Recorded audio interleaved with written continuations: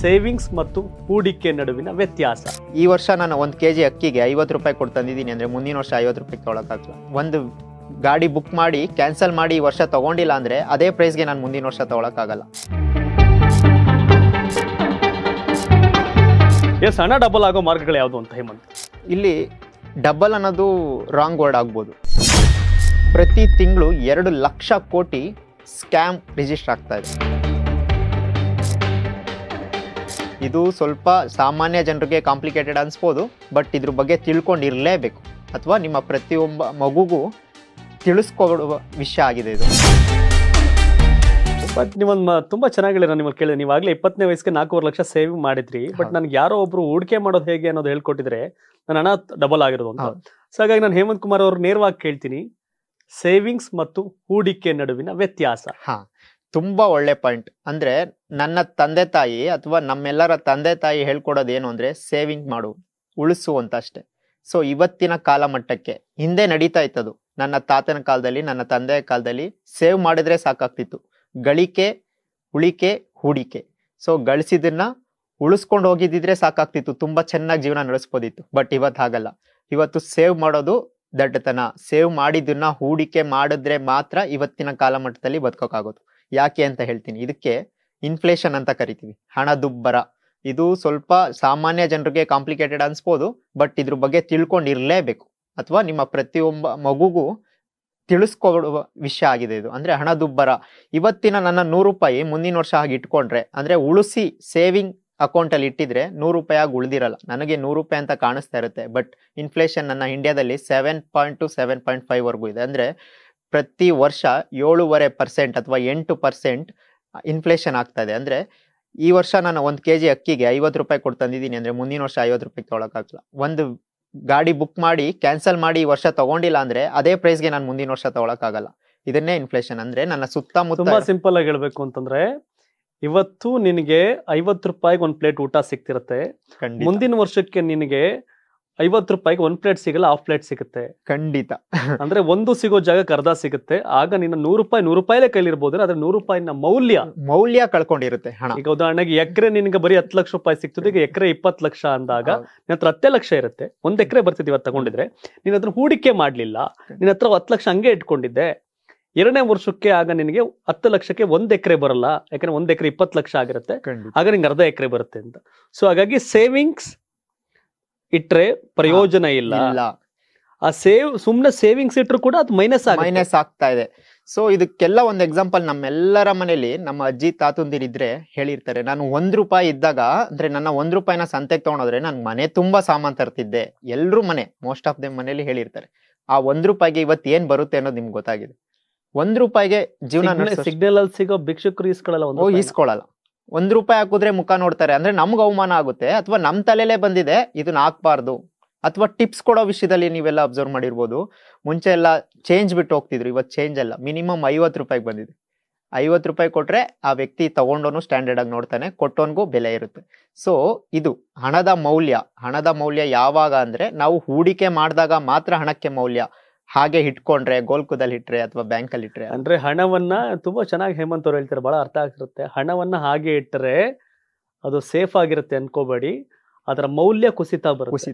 1 ಲಕ್ಷ ಇರ್ಬೋದು, ಇವತ್ತು 1 ಲಕ್ಷ ಸಿಗುವಂತ 1 ಎಕರೆ ಜಮೀನು ನಾಳೆಗೆ ಅದು 2 ಲಕ್ಷ ಆಗಿರುತ್ತೆ, ಆಗ 1 ಲಕ್ಷದ ಮೌಲ್ಯ ಕುಸಿತು ಅಂತ. ಉದಾಹರಣೆಗೆ 1 kg ಹುರುಳಿಕಾಳು ನಿಮ್ಮ ಹತ್ರ ಇದ್ರೆ ಮುಂದಿನ ವರ್ಷಕ್ಕೂ ಹುರುಳಿಕಾಳು ಹಂಗೆ ಇರುತ್ತೆ. ಆದ್ರೆ ಹುರುಳಿಕಾಳನ್ನ ಮಳೆ ಬಂದಾಗ ಬಿತ್ತನೆ ಮಾಡಿದ್ರೆ 1 kg ಹುರುಳಿಕಾಳು 100 kg ಹುರುಳಿಕಾಳು ಆಗುತ್ತೆ. ಅದು ಇನ್ವೆಸ್ಟ್ಮೆಂಟ್.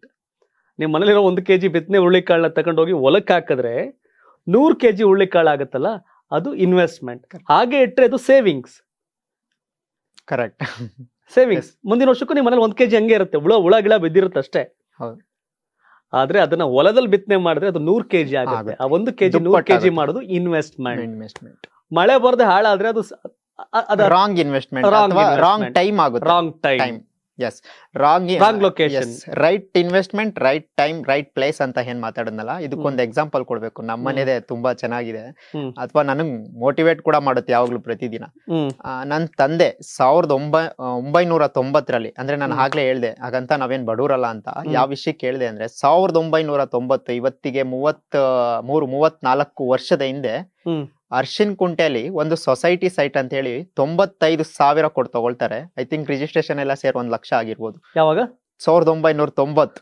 ಓಕೆ. ಸೊ ನಾನು ರೇಕ್ಸಕ್ ಯಾವಾಗ್ಲೂ ನನ್ನ ತಂದೆಗೆ ಹೇಳ್ತಾ ಇರ್ತೀನಿ, ಇನ್ಫೋಸಿಸ್ ನಾರಾಯಣ ಮೂರ್ತಿ 92-93 ನಿನಗಿಂತ 3 ವರ್ಷ 2 ವರ್ಷ ಲೇಟ್ ಆಗಿ 10,000 ಇಟ್ಕೊಂಡು ಇವತ್ತು 10,000 ಕೋಟಿ ಕಂಪ್ನಿ ಕಟ್ಟಿದ್ರು. ಸೊ ನಮ್ಮ ನಡುವೆನೆ ಇಂತ ತುಂಬಾ ಎಕ್ಸಾಂಪಲ್ಸ್ ಇರುತ್ತೆ. ನಿಮ್ ತಂದೆ 1 ಲಕ್ಷ ಕೊಟ್ಟು ಒಂದು ಸೈಟ್ ತಗೊಂಡ್ರು. ಸೊ ಇವತ್ತು ಅದರ ಬೆಲೆ 70-80 ಲಕ್ಷ. 80 ಲಕ್ಷ. ಸೊ ನನ್ಗೆ ಅನ್ಸುತ್ತೆ, ಅಥವಾ ಹೇಳೋರು ಹೇಳ್ಬೋದು, ಅಷ್ಟಾದ್ರೂ ಇದೆಯಲ್ಲಪ್ಪ ಅಂತ. ಅಂದ್ರೆ ನಾನು ಇಲ್ಲಿ ಎಕ್ಸಾಂಪಲ್ ಹೇಳ್ತಾ ಇದ್ದೀನಿ, ನನಗೆ ಖುಷಿ ಇದೆ. ಹೂಡಿಕೆ ಮಾಡೋ ವಿಧಾನ, ಜಾಗ, ಎಲ್ಲಿ ಹೂಡಿಕೆ ಮಾಡಬೇಕು, ಯಾವ ರೂಪದಲ್ಲಿ ಹೂಡಿಕೆ ಮಾಡಬೇಕು ನೋಡಿ. ಅವತ್ತಿಗೆ ನಮ್ಮ ಹತ್ರ ನಾವು ಅನುಕೂಲವಂತರಾಗಿದ್ವಿ. ಅಂದ್ರೆ 1 ಲಕ್ಷ ದುಡಿಯೋಷ್ಟು, ವ್ಯವಸಾಯದಲ್ಲಿ ದುಡಿಯೋಷ್ಟು ಆಸ್ತಿ ಇತ್ತು ಅಂದ್ರೆ ಅದನ್ನ ಹೇಗೆಲ್ಲ ಯುಟಿಲೈಸ್ ಮಾಡ್ಬೋದಿತ್ತು. ಸೊ ಅದೇ ವ್ಯಕ್ತಿ 10,000 ಇಟ್ಕೊಂಡು ಹೇಗೆ ಒಂದು ಕಂಪ್ನಿ ಕಟ್ಟಿದ್ರು ಅಂದ್ರೆ ಇದೊಂದು ಎಕ್ಸಾಂಪಲ್. ಅಂದ್ರೆ ಇದು ಈ ರೀತಿ ವಿಷಯಗಳು, ಈ ರೀತಿ ಎಕ್ಸಾಂಪಲ್ ಪ್ರತಿಯೊಂದು ಮನೇಲೂ ಇರುತ್ತೆ. ನನ್ನ ತಂದೆ, ನಮ್ಮ ತಾತನ ಹತ್ರ ಅಷ್ಟು ಆಸ್ತಿ ಇತ್ತು, ನಮ್ಮ ತಾತ ಪಟೇಲ್. ಅಗ್ರಿ, ನಿಮ್ ಮಾತನ್ನ ಒಪ್ತೀನಿ. 100 ಜನ 1 ಎಕರೆ ಜಮೀನ್ ತಗೊಂಡಿದ್ರು, ಅಲ್ಲ 1 ಲಕ್ಷ ಕೊಟ್ಬಿಟ್ಟು 1 ಸೈಟ್ ತಗೊಂಡಿದ್ರು. ಯಾರ್ದು ಏನೋ ಒಂದು ಡಾಕ್ಯುಮೆಂಟ್ ವ್ಯತ್ಯಾಸ ಇದ್ರೆ ಮಾತ್ರ ಅದೆಲ್ಲ ಒಂದು fail, in 100% pass. But business 100 ಜನ ಬಂಡವಾಳ ಹಾಕಿದ್ರೆ ಪಾಸ್ ಆಗೋದು 10 ಜನ ಅಲ್ಲ ಹೇಮಂತ್. ಅದೇ ಆ ನಾಲೆಡ್ಜ್ ಬೇಕು, ಯಾವ ಬಿಸ್ನೆಸ್ ಮಾಡ್ಬೇಕು. ಅಥವಾ ಅದೇ ವ್ಯಕ್ತಿ, ನನ್ನ ತಂದೆ ಅದೇ ವ್ಯಕ್ತಿ ವ್ಯಾವಹಾರಿಕವಾಗಿ ಜ್ಞಾನವಂತ ಆಗಿ, ಅಥವಾ ಬೆಂಗಳೂರಿಗೆ ಬಂದು, ಬಿಕಾಸ್ ಅವರು ಅಗ್ರಿಕಲ್ಚರ್ ಮಾಡ್ತಾ ಇದ್ರು, ಅಥವಾ ವ್ಯಾವಹಾರಿಕವಾಗಿ ಓಡಾಟ ಇಲ್ಲ, ಅಥವಾ ಗೊತ್ತಿಲ್ಲ, ಆ ಭಯ ಇದೆ.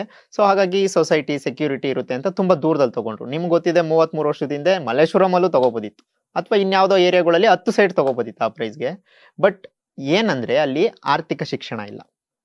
ಸೊ ನಾನು ಹಾರ್ಡ್ ವರ್ಕ್ ಮಾಡಬೇಕು, ದುಡಿಮೆ ಮಾಡಬೇಕು, ಉಳಿಸ್ಬೇಕು, ಎಲ್ಲವೂ ಗೊತ್ತಿದೆ, ಒಳ್ಳೆತನ ಇದೆ, ವ್ಯವಸಾಯ ಮಾಡ್ತಾ ಇದ್ದಾರೆ. ಬಟ್ ಇರಬೇಕಾಗಿರೋದೇನು?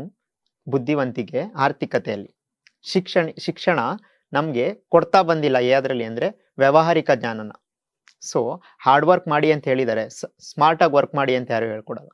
ಸೊ ಸ್ಕಿಲ್ಗೂ ಟ್ಯಾಲೆಂಟ್ಗೂ ತುಂಬಾ ಡಿಫ್ರೆನ್ಸ್ ಇದೆ. ಸ್ಕಿಲ್ ಇರೋನು ಕೆಲಸ ಮಾಡ್ತಾನೆ, ಟ್ಯಾಲೆಂಟ್ ಇರೋನು ಸ್ಕಿಲ್ ಇರೋನ ಕರ್ಕೊಬಂದು ಕೆಲಸ ಮಾಡಿಸ್ತಾನೆ.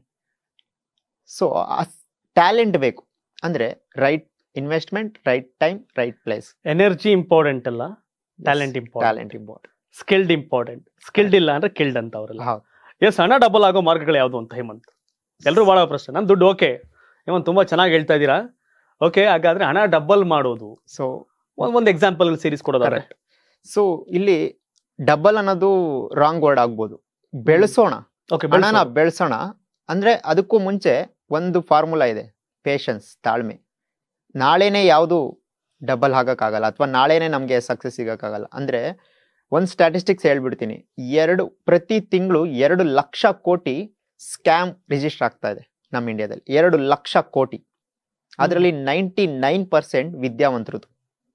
ಸೊ ರಿಜಿಸ್ಟರ್ಡ್ ಆಗ್ತಾ ಇರೋದು, ಅನ್ರಿಜಿಸ್ಟರ್ಡ್ 5,000 10,000 ಎಲ್ಲ ಮೋಸ ಆದ್ರೆ ನಮ್ಗೆ, ನಾವು ಪೊಲೀಸ್ ಸ್ಟೇಷನ್ಗೆ ಹೋಗಲ್ಲ, ನಮ್ಗೆ ಗೊತ್ತು, ಅಷ್ಟೆಲ್ಲ ಯಾಕೆ ಓಡಾಡ್ತೀಯ ಬಿಡು ಮರೆಯ ಅಂತಾರೆ. ಸೊ ನನ್ಗೊಂದು 50,000ನೋ ಲಕ್ಷನೋ ನನಗೆ ಬರ್ಡನ್ ಆಗ್ತಾ ಇದೆ, ನನಗೆ ತುಂಬಾ ಇಂಪಾರ್ಟೆಂಟ್ ಅಂದಾಗ್ಲೇ ನಾನು ಅದಕ್ಕೆ ಹೋಗೋದು. ಅಂದ್ರೆ ಇಲ್ಲಿ ಯಾಕೆ ಆ ಎಕ್ಸಾಂಪಲ್ ತಗೊಂಡೆ ಅಂದ್ರೆ, ಡಬಲ್ ಮಾಡೋ ಸ್ಕೀಮ್ಗಳು, ಅಥವಾ ನಾಳೆನೇ ಏನೋ ಆಗ್ಬೇಕು, ಮುಂದಿನ ತಿಂಗಳು ಇಂಟ್ರೆಸ್ಟ್ ಬರಬೇಕು. ಸೊ ನಮ್ಮ ದೇಶದಲ್ಲಿ ಬಡ್ಡಿಗೆ ಸಾಲ ಕೊಡ್ತಾರಲ್ಲ, ರಿಕವರಿ ರೇಷಿಯೋ 96% ವಾಪಸ್ ಬರಲ್ಲ. ಬಡ್ಡಿನೂ ವಾಪಸ್ ಬರಲ್ಲ, ಅಸ್ಲೂ ವಾಪಸ್ ಬರಲ್ಲ. ಯಾರೋ ಬಲವಂತವಾಗಿ ಅಥವಾ ಸ್ಟ್ರಾಂಗ್ ಇರೋ ವ್ಯಕ್ತಿ 4 ಜನದ್ದು ಮಾತ್ರ ದುಡ್ಡು ವಾಪಸ್ ಬರುತ್ತೆ. ಸೊ ಅದನ್ನ ಅರ್ಥ ಮಾಡ್ಕೋಬೇಕು ನಾವು. ನಾಳೆ ಅಥವಾ ಮುಂದಿನ ತಿಂಗಳೊಳಗಡೆ ಏನು ಆಗಲ್ಲ, ಅದಕ್ಕೆ ಆದ ಒಂದಷ್ಟು ಟೈಮ್ ಕೊಡ್ಬೇಕು, ಅದಕ್ಕೆ ಆದ ಒಂದಷ್ಟು ಇನ್ವೆಸ್ಟ್ಮೆಂಟ್ಸ್ ಅಲ್ಲಿ. ಸೊ ನಾನು ಹಾಕಿರೋ ಇನ್ವೆಸ್ಟ್ಮೆಂಟ್, ನಾನು ಹಾಕಿರೋ ದುಡ್ದಿರೋ 1 ರೂಪಾಯಿನೂ ಸೇಫ್ ಆಗಿ ಅದು ದುಡಿಬೇಕು. ಸೊ ರಿಸ್ಕ್ ಇಂದ ದುಡಿಬಾರ್ದು ಅಂದಾಗ ಕೆಲವಷ್ಟು ಮಾರ್ಗಗಳಿದಾವೆ. ಈ ಹಿಂದೆ ಎಲ್ಲ ಒಂದಷ್ಟು ಸಾಂಪ್ರದಾಯಿಕ ಇನ್ವೆಸ್ಟ್ಮೆಂಟ್, ಟ್ರೆಡಿಷನಲ್ ಇನ್ವೆಸ್ಟ್ಮೆಂಟ್ಸ್ ಪ್ಲಾನ್ಗಳಿದಾವೆ. ನಮ್ಗೆ ಈಗ್ಲೂ ಎಲ್ಲಾದ್ರೂ ದುಡ್ಡನ್ನ ಸೆಕ್ಯೂರ್ ಆಗಿ ಇನ್ವೆಸ್ಟ್ ಮಾಡ್ಬೇಕು ಅಂದ್ರೆ FD ತಲೆಗೆ ಬರುತ್ತೆ, ಪೋಸ್ಟ್ ಆಫೀಸ್ ಸ್ಕೀಮ್ಗಳು ತಲೆಗೆ ಬರುತ್ತೆ, ಅಥವಾ ಚೀಟಿ ಹಾಕೊಳ್ತಾರೆ ಎಷ್ಟೋ ಜನರು ಮನೆ. ಸೊ ಅದೆಲ್ಲ ಒಂದ್ ಕಾಲ ಇತ್ತು. ಅದನ್ನ ಮಾಡಿದ್ರೆ ಅದರಿಂದ ಬರೋ ಇನ್ಕಮ್ ಅಲ್ಲಿ ಒಂದಷ್ಟು ಜೀವನ ನಡೆಸ್ಬೋದಿತ್ತು. ಈಗ FD ರಿಟರ್ನ್ ರೇಷಿಯೋ ನಿಮ್ಗೆ ಗೊತ್ತಿದೆ, 7% ಇದೆ, ಅಥವಾ 6.5% ಇದೆ. ನನ್ನ ಇನ್ಫ್ಲೇಷನ್ಗೆ ಮ್ಯಾಚ್ ಆಗ್ತಾ ಇಲ್ಲ, ಅದು ಇನ್ಫ್ಲೇಷನ್ಗೆ ಮ್ಯಾಚ್ ಆಗ್ತಾ ಇಲ್ಲ.